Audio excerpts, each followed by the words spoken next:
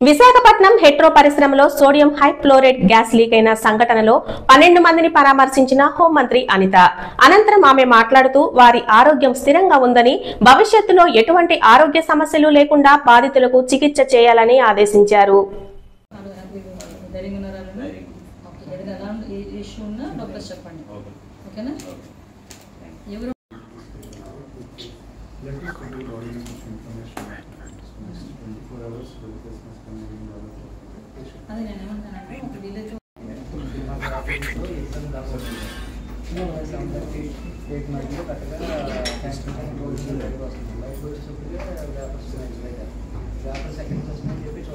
అంటే సముద్రం లోపల వరకు వెళ్ళిపోతే ప్రాబ్లం.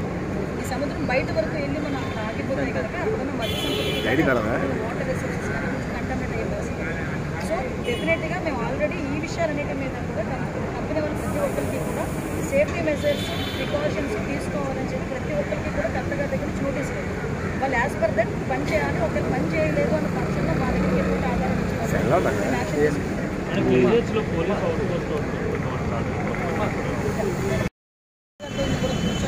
ఎంతవరకు సీసీ కెమెరా పనిచేస్తుంది ఇవన్నీ కూడా నేను దగ్గర పర్యవేక్షించుకుంటాను.